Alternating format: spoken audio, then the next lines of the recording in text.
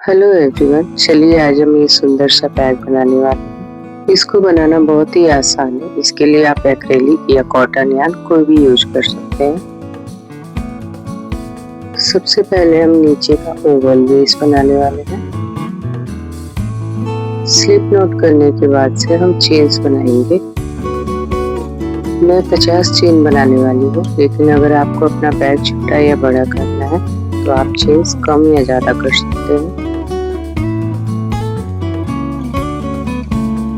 Chains बनाने के बाद से हम एक एक सिंगल क्रोशे हर एक स्टिच में करेंगे।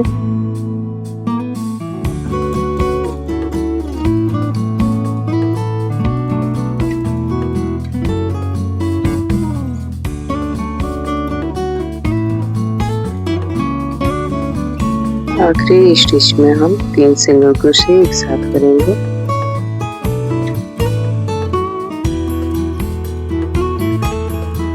दूसरी तरफ भी हम एक एक सिंगल क्रोशे कर लेंगे।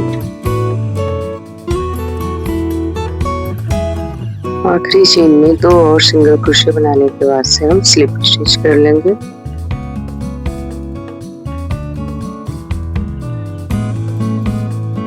तीसरी रो में पहले की 3 स्टिचेज में हम 2 सिंगल क्रोशे एक साथ करेंगे।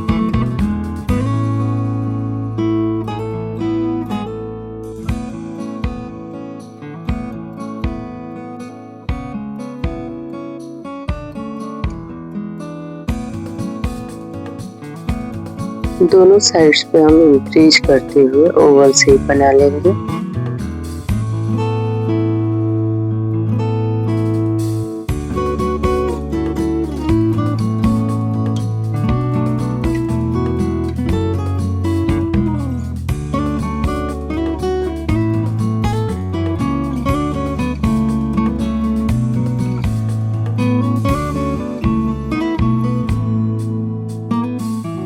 बैग के साइज के अनुसार हम 5 से 6 राउंड्स बना लेंगे। इस ओवल बेस की चौड़ाई जो है वो 6 सेंटीमीटर और लंबाई जो है वो 26 सेंटीमीटर।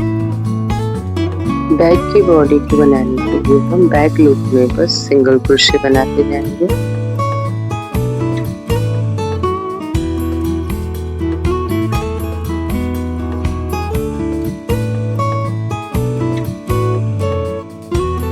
आखिरी के स्टिच में हम स्लिप स्टिच करेंगे और उसके बाद अगर आप चाहें तो धागे का कलर बदल सकते हैं। धागे के 20 से 25 राउंड्स में सिंगल क्रोशे भी करने वाले हैं।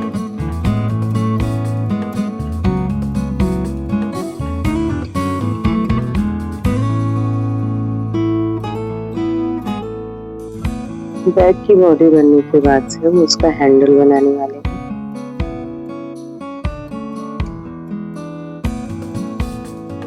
20 से 25 चेन बनाने के बाद से हम दूसरे साइड पे सिंगल क्रोशे कर लेंगे और फिर 2-3 बार सिंगल क्रोशे या स्लिप स्टिच कर लेंगे।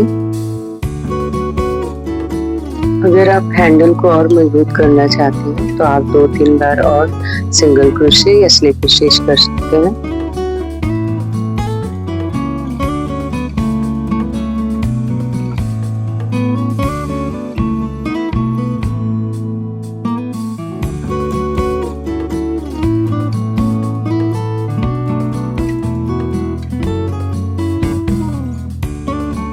अगर आप चाहें तो बैग में बड़ी सी एक डोरी भी लगा सकते हैं। उसको आप हाफ डबल क्रोशे या सिंगल क्रोशे से बना सकते हैं।